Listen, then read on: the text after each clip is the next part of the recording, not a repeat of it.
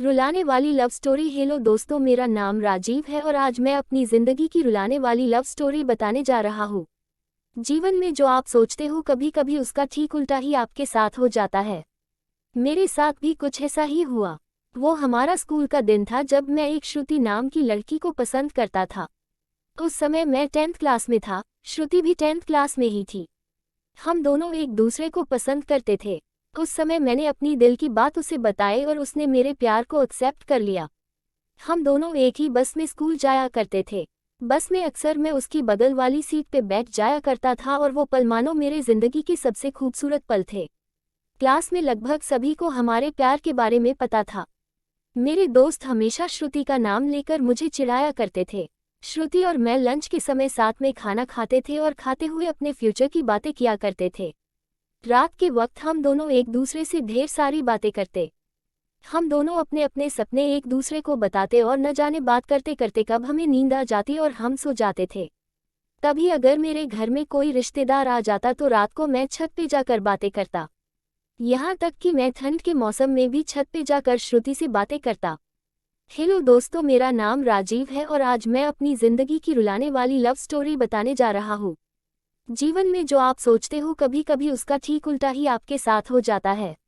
मेरे साथ भी कुछ ऐसा ही हुआ। वो हमारा स्कूल का दिन था जब मैं एक श्रुति नाम की लड़की को पसंद करता था। उस समय मैं 10th क्लास में था, श्रुति भी 10th क्लास में ही थी। हम दोनों एक दूसरे को पसंद करते थे। उस समय मैंने अपनी दिल की बात उसे बताई और उसने मेरे प्यार को एक्सेप्ट कर लिया। हम दोनों एक ही बस में स्कूल जाया करते थे। बस में अक्सर मैं उसकी बगल वाली सीट पे बैठ जाया करता था और वो पल मानो मेरे जिंदगी के सबसे खूबसूरत पल थे। क्लास में लगभग सभी को हमारे प्यार के बारे में पता था।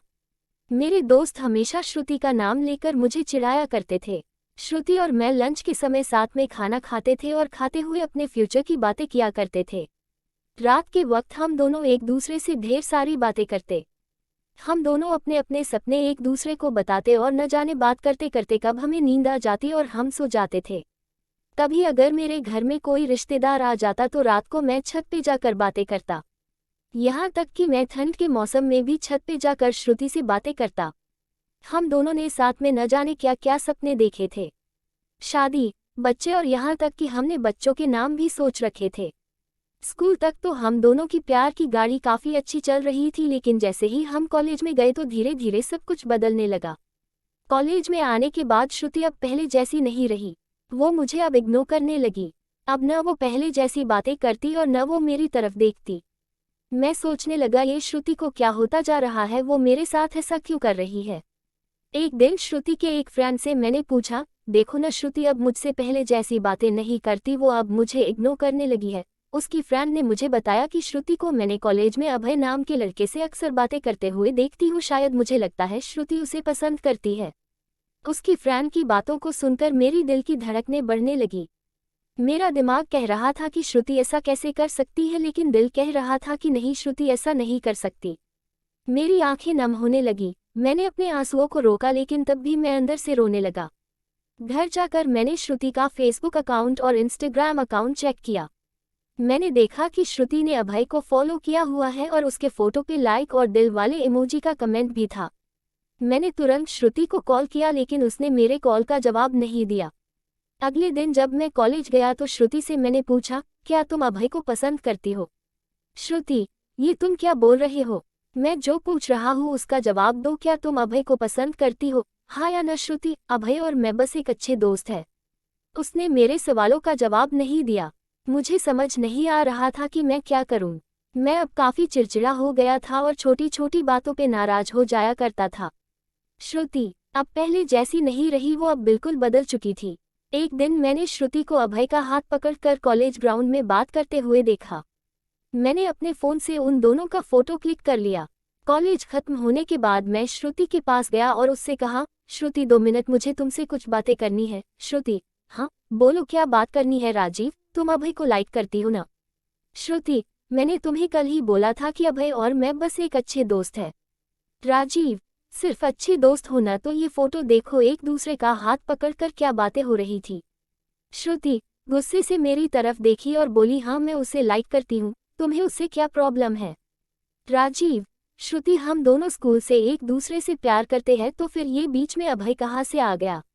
श्रुति, स्कूल लाइफ वो हमारा बचपना था, बस वो प्यार नहीं था और हम सिर्फ एक अच्छे दोस्त हैं। मैं अब जा रही हूँ, बाय, हम बस अच्छे दोस्त हैं। ये बोलकर वो बड़ी आसानी से चली गई। मेरे और मेरे फीलिंग्स के बारे में उसने एक पल भी नहीं सोचा। मैंने तो उससे सच्चा प्यार किया था। उस रात मेरे आंखों में आंसू और नजरों के सामने वो पुरानी यादें साफ दिखाई दे रहा था। उसकी पुरानी फोटो को देखकर मैं बस रोता रहा। मुझे कुछ भी खाने पीने का मन नहीं कर रहा था। मेरी भूख प्यास सब मर चुकी थी। मैं बीमार पड़ गया, मेरी तबीयत पूरी तरह खराब हो गई। मैं कई दिनों तक कॉलेज भी नहीं गया। रात को जब भी उसे ऑनलाइन देखता तो मुझे बहुत तकलीफ होती।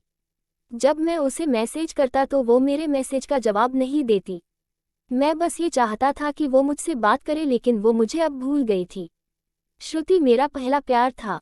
वो कहते हैं कि पहले प्यार को आप भुला नहीं पाते हो, मैं भी उसकी यादों को नहीं भुला पाया।